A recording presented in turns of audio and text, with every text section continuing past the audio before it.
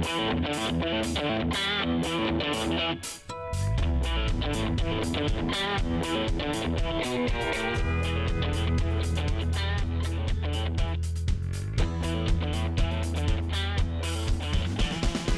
to Pirate Politics, where we prepare you for your next political conversation. I'm Jeronimo Cortina, political science professor at the University of Houston. And I'm Brandon Rottinghaus, also a political science professor here at the University of Houston. Thanks for hanging out with us and talking politics, where we're going to try to get you prepped for your weekend. And it's going to be a big weekend of talking politics because there's a lot going on. Obviously, the president is zigzagging all around foreign policy. Tylenol is now a complicated subject for medical use. And we've got some developments in the Senate race. Yep. Let's start there, actually. The compendium of news organizations is attempting to sue to open up the records of divorce for Ken Paxton and Angela Paxton, who obviously are elected officials. Ken Paxton, the Attorney General, is running for U.S. Senate. Angela Paxton is in the state Senate. The kind of thesis here is that this is something that's a public record, and it has public value because they're both public officials. I keep saying public, like making that point very clear. That's what the news organizations are saying. How is this going to come about, and will it have any effect on the way that the Senate race, at least in the primary, is seen? Well, it might. And I think it can go both ways. Yeah. If they do not make public these records under the argument that, these are public elected officials, it's in the public interest to know what it is. It's the integrity of public office, transparency, et cetera, right? Can go that way. Right. Or can go the other way. It's like, no, we're not going to open. If they don't open them, it's going to be, what are they hiding? Right. And it's going to give a lot of speculation that might hurt Ken Paxton. That's a great point. At the end. Maybe opening it's better. There's a lot of kind of academic theorizing about whether it's better to kind of, in a middle of a scandal, kind of have it be more public or have it kind of be more I think we private. have a paper. Yeah, something like that. Yeah, actually, I do remember that. No, way back. I think that it definitely has implications to the Senate race. Ken Paxton has obviously got this ethical baggage, which is problematic. I mean, you can look at the list. Securities frauds issue, they eventually settled that. Whistleblower retaliation issues. The impeachment implied he was taking bribes. Obviously, he was found kind of acquitted of that. Other ethics violations with respect to the 2020 election filing. He stole someone's pen at the Collin County Courthouse. Like, there's a lot that John Cornyn is using against him. And we've seen this play out even kind of as we speak. Digital ads are running. So I think the most kind of obvious winner here, if it went, would be the newsrooms who want to get this information to tell people. But the other winner is John Cornyn, who's looking at this like just salivating, saying, I'd love to have more details about this. And it's working, I think. I mean, polling this week came out and said that basically Ken Paxton has got maybe like a 4 to 5 point lead on John Cornyn, which is kind of a rare thing. And eventually, from way back, it was, 20 points or more. So he's closed the gap. And the reason is because of the ethics here. Now, is this the kind of thing that is going to be the determining factor in this primary? Will it matter? Oh, absolutely. I mean, and I think maybe not the determining factor. I think the Trump factor plays a role, right? Eventually. We don't know yet. Always. But the type of constituents that they're targeting during the primary election is very particular in terms of how they see this public behavior. Great point. And there has been some people from, the right that said, like, well, this is not correct.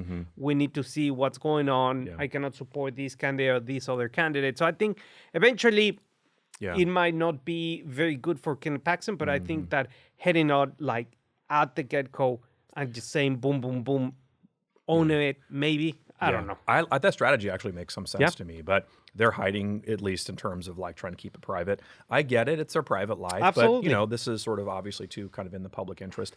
I'm not convinced that this is going to make a huge difference. In fact, Ken Paxton in the article you referenced said that his second best fundraising day was the day that Angela Paxton on Twitter said that she was going to file for divorce. So I'm not sure that this matters that much. There's this fan kind of group for Paxton that won't ever change. And if you look at the details of the polling, it's interesting to see that the Republican Party is very divided and also very undecided. And so one of the things that Cornyn's good at rallying are traditional Republicans, younger voters, and more educated voters. Paxton's more favored among Trump voters, Hispanics, and among people who are 65 plus. So the Trump factor is huge here.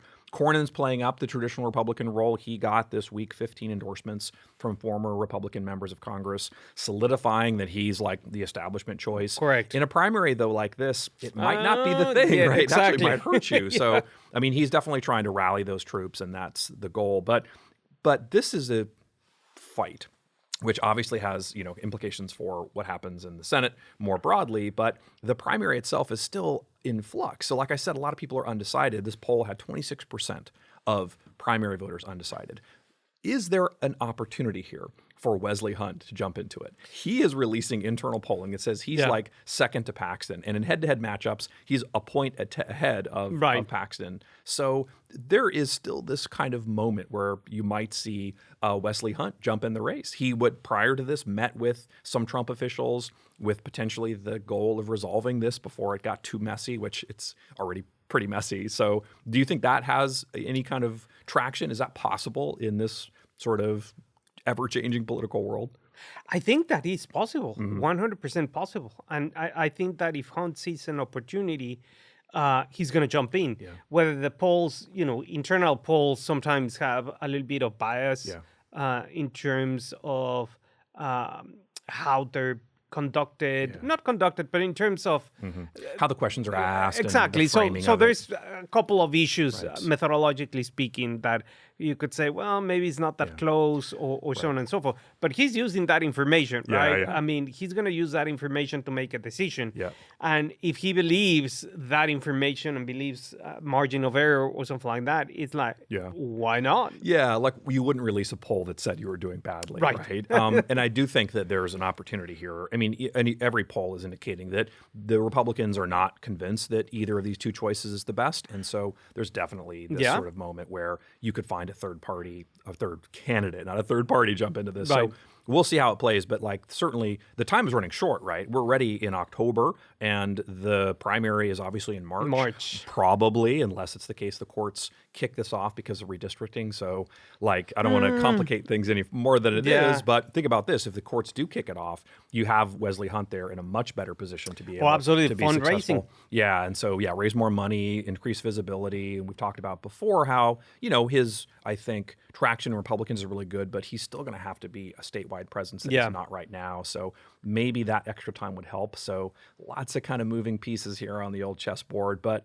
I think you're right. It's really a Donald Trump kind of to win or lose scenario. He's the one who comes in and flips the chessboard over and is like, game's over. I'm picking you. So we'll see how that comes. But obviously the Democratic side of things is important too. Colin Allred this week released a kind of policy paper that he calls A More Affordable Texas.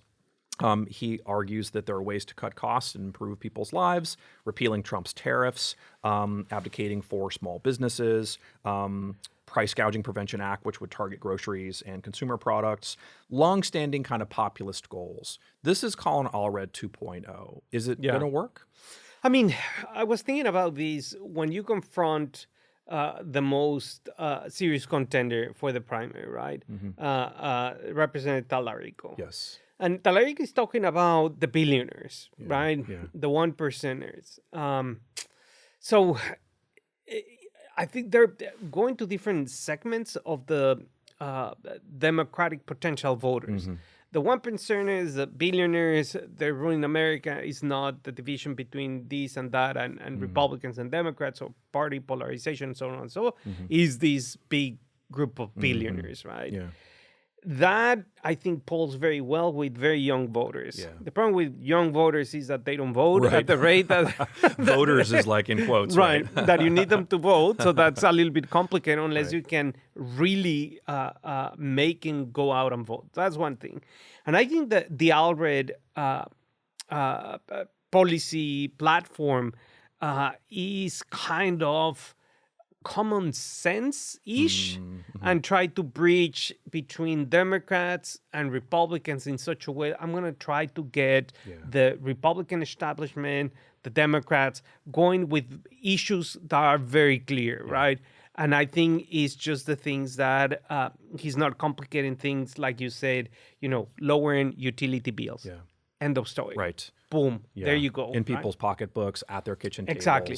He's making a case basically Democrats should focus more on that. So in that way, I think kind of Allred 2.0 is going to be an improvement. But he's got a separate kind of agenda that's not exactly what Democrats are asking for. But there's a lot of overlap there, obviously. You know, they're of the same party. But yeah, I think you're right. I mean, one of the things that Allred's been saying is kind of to take a page out of Tallarico's playbook that, you know, the kind of Republicans in office right now are, you know, kind of siding with the kind of big, you know, big money. And that's become a problem for people who are trying to just kind of live their lives. So, you know, he has been, I think, pretty active on those issues, but less active on things like abortion or gun safety or immigration or green energy, the stuff that he ran on in 2024. Yeah, so don't mention it. Don't mention it. Yeah, No. and that change, I think, is really important because it does give a sense of the kind of strategy shift here. He's also talking about the national scene, which we'll talk about here in a few minutes in terms of kind of government shutdown potential that, you know, pressing Democrats to, you know your worth, right? Like basically make sure that you're ordering the guac. Yeah. You're worth it, right? Right. His argument is like push for the Obamacare, you know, kind of sort of reductions or the rollback of those changes. So I think that, you know, he's probably in a better position than he was, but there's still a lot of room to go, a lot of money to raise. So I think this race is even less well-defined than the Republican side of things, which to be honest is all really kind of about Ken Paxton right now. So we'll see how this goes. But we have all other races to talk about, right? Including a race in South Texas for Congressional District 15. None other than Bobby Pulido is running. He's famous. Oh, yeah. I mean, being famous is good. Like, he's a kind of... contigo. Love it. I mean, from way back in the 90s, right? He like revolutionized like the music. And I mean, you and I both remember listening to him kind of way back in, you know, high school. And so there's just this, I think, momentum for him. But he's running in a very, very Republican district. He's running against Monica de la Cruz, who is the incumbent Republican in a new district. This is a district that Trump, in theory, would win by about 15 points. So his kind of theory of the case is that, you know, this is sort of a homegrown thing. He's of this place. He is talking about immigration issues by saying that, you know, neither Biden nor Trump have it here. There's a better solution to it. He's focusing on listening to people, talking to them about the things they care about.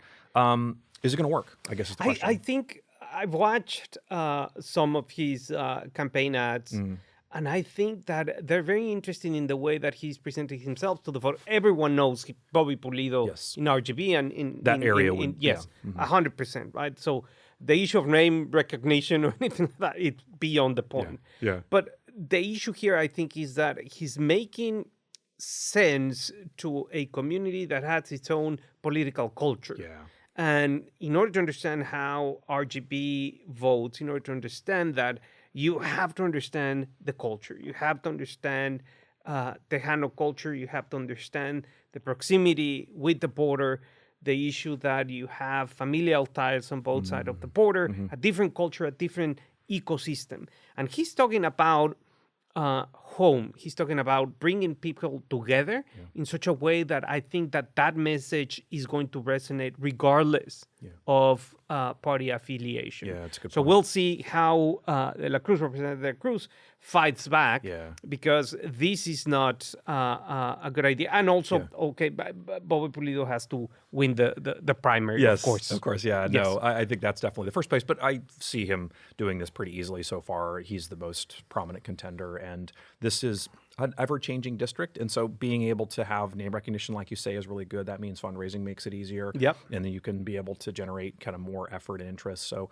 that's a good start. It's a very different district than it was. Like I said, it's a Trump district now in a way even more than it was before, but, you know, only about 40% of the current district is going to be the old district, so Monica de la Cruz also has an effort here to try to reconnect to voters in that area. 37% are Vicente Gonzalez's voters from 34, and 21% are Michael McLeod's from 27. So it's like a pretty brand new district, still Republican, but a lot of new voters who, like you say, are going to potentially be persuaded by this. The interview he gave to the Rolling Stone was really interesting. He admitted he didn't have health insurance. I feel like those are the kind of things that people relate to, right? Yeah. Who are out there just struggling to get by, and those kinds of stories really do, I think, resonate. So it will be a race that is distinctive, and I think that it will be one of those marquee races. So, absolutely. And if they can't win with Bobby Pulido, like the question is like, how can you win, right? I just don't see any way that it's going to work, right? Even especially in a wave year. Especially when you have redistricting in such a way. But yeah. Well, let's talk lawsuits.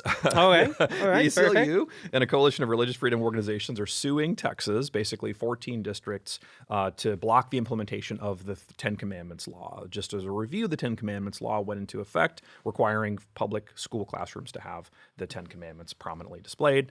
Obviously, there's a First Amendment issue here, and the ACLU and these groups are hoping to be able to kind of take this and stop it. The federal judge in August basically temporarily limited the law from taking effect, but only in these districts.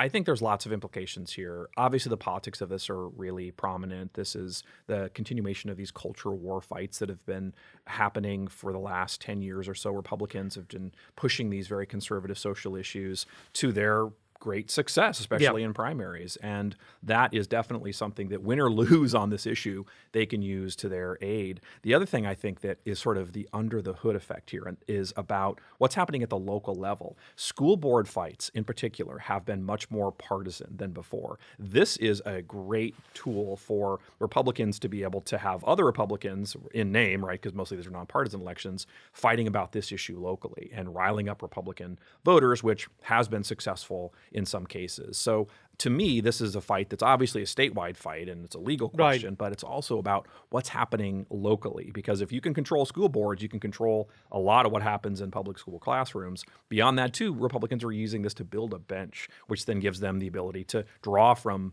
that to be able to have people run for other higher offices. Bob, absolutely. And here also the point in more substantive terms is very important constitutional issues, right? Yes. Separation of church and state, extremely important in terms of nowadays, because people have the right to worship any religion, any god or whatnot, but also not to, right? So this brings a very complicated conversation in terms of what is the role of public education, right? Yeah. Remember, we have this argument that is made in terms of should schools focus on certain topics or not on certain topics, right?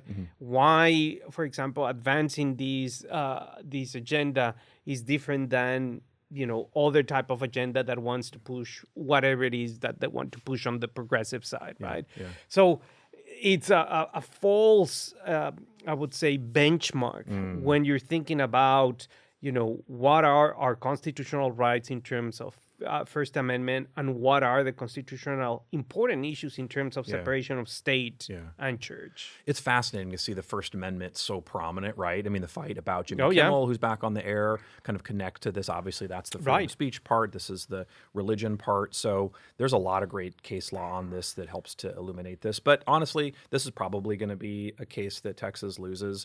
The case law is pretty clear on this. They've already struck down laws that are very similar to it. So I don't think this is going to be a winnable fight. But Republicans are kicking to a bigger net, right? They're hoping that they can get these changes in the judiciary, which are going to be able to kind of affect the outcomes in good ways for them. But we'll obviously watch to see how this plays out and the degree to which this makes a difference politically. But let's talk about more good news, I guess. Probably bad news, and that's that there's going to potentially be a government shutdown. As of this recording, there is no communication between John Thune, the Senate Majority Leader, and the Senate Minority Leader, Chuck Schumer. The president had canceled a meeting with Jeffords, the Speaker, the Majority Leader for the House, and with Chuck Schumer. So things aren't going very well. What do you think is going to happen here? Give me your best prediction, like a couple of days before this goes down. Well, I don't know, because I don't know. I mean, if history serves as a guide, that sometimes it doesn't. Right. I think that Schumer is not going to play ball anymore. Right.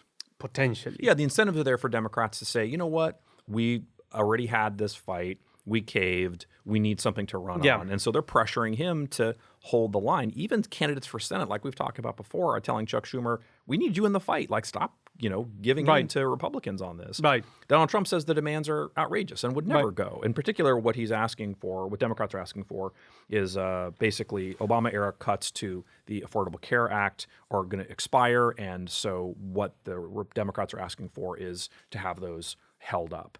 That's a winnable issue for them, I think, right? That is, the polling suggests that this is something that people favor, and even Republicans favor it. So think about it that way.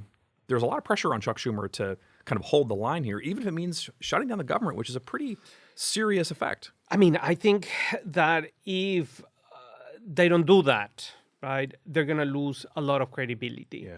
And once again, the fact that they're not willing to hold the line in terms of these partisan polarization, yes, it's going to be complicated. It's going to be very messy. Yeah. But so far, they have not done anything significantly to stop the Trump administration, whatever policies they want to pursue. That's a good point. Yeah. So this is their, I guess, last opportunity that they have. Yeah. And if they don't take advantage of it, it's going to be complicated. It's a line in the sand, and Democrats are demanding this happen. And I think that, frankly, as a party, they need to do something to show that they're fighting back. And Republicans are saying, you're making outrageous demands. We just need a clean resolution here, right? To say, like, let's continue to negotiate. And Democrats are said, like, we're done negotiating, and or, you haven't even started. So, like, what's the difference? But they need Democratic votes. So that's going to be, I think, the real catch-all. So the last time there was a shutdown, it was 35 days, which is a fairly long time. Yeah. It's more than a month. What'll happen this time? Like, we don't know. I don't know. It's really hard to predict these things. But by the time we're back and doing the next episode, it may be already shut down, or it'll be so close to the shutdown that it'll be hard for us to make predictions. But it's looking very much like it's moving in that direction. So we will talk about that as things go. But let's get to some more internal gossip. And that is about Kamala Harris's new book. She says it's 107 days. What stood out to you that was juicy from this? Well, everything. Yeah, a lot of dish. It's like the whole tea that it's spilled in the book is just beyond belief. I mean, and it's some issues that we kind of already knew. Right. Issues in terms of, for example, what she thought when Governor Walz was debating Vice President Vance, like, why are you caving? Yeah. Like, he's tricking you. Yeah. Like, don't, et cetera, et cetera. Texting him mid-debate, like, don't do it. Don't do it. Obviously, the fact that Biden continues, the pursuit of re-election, also, quite open. Pretty harsh in a way, right? Yeah. My favorite was when she texted Governor Gavin Newsom of California and asked for his endorsement after the Biden switch. And he responded by saying, hiking, we'll get back to you, which is like the most perfect brush off that has ever happened, and is a pretty good symptom of the problem that they faced at that moment, which is kind of the crux of the book, which is that she didn't have the time to kind of develop this relationship with Democrats in order to be successful. And of course she was not. So that definitely has the sort of element. I guess I have kind of a question beyond that, and that's whether or not, like, any of this is going to matter, right? I mean, it strikes me that she is not running, given that she's burned a lot of bridges here. Yeah. If she does run, will any of this matter to voters? I don't know. Maybe this is just us talking about the juiciness of it. And well, no one cares. It depends on the signaling, right? So you try to signal to some Democrats that perhaps blame her. It's like, look, here's the evidence. Yeah. It was not my fault. I did my best, given what I was dealt with. Right, yeah. That seems fair. But yeah, definitely there's some complications here. You're seeing a lot of Democrats push back on this, saying we need unity right now, not you kind of dishing about all the problems that we have, right? Like, keep the family struggles like inside of the tunnel, as it were. Right. The president had an unusual week this week. He had a kind of very rangy speech at the UN. His speeches are always worth watching at the UN, right? Like, it's always this mix of these stuffy UN elites and then this kind of brash New Yorker who comes in to tell them what's what. He told the countries that were assembled that their countries are going to hell and that the US was rising. He said he ended 7 wars and never even got a phone call from the UN. Except the things he did get were a bad escalator, which stopped right as he was getting to it, and also the bad teleprompter, which went south when he started. Beyond just the kind of speech itself, the meetings were the most important, and he did a kind of 180 on the Ukrainian-Russian situation, saying that he thinks, in fact, that Ukraine should keep the territory that it gains and maybe even more. This is obviously a reflection of the fact that he and Vladimir Putin have had a kind of falling out.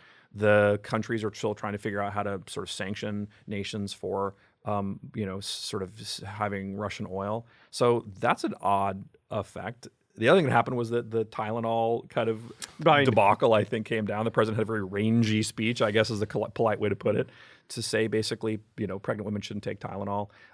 Lots of falsehoods there that got checked.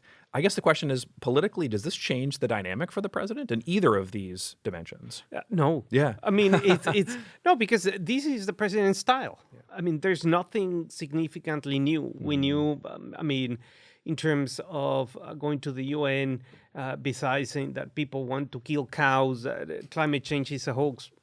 Everything is within the brand. There are too many to even list, right? In terms of kind of exaggerations or falsehoods that, and so that's his MO, that's his style. Right. So that's, falls within the Trump brand and his administration. There were some things about this debate and in terms of Tylenol is that the science is not conclusive in that, and that is the important question, right? And he wasn't as clear as he could have been about exactly when and how. I mean, people should follow their doctor's advice, obviously. Absolutely. But it was sort of unclear in terms of exactly what has been found and why and what it meant. And so there's a lot of uncertainty on this when you really want more certainty. But that has implications, right? And obviously people need to consult their physicians and ask what is the best way to move forward. So true. But that's going to be an issue that we're going to consult with our own physicians. But for next week, I'm Jeronimo Cortina. And I'm Brandon Rottinghaus. The party keeps up next week.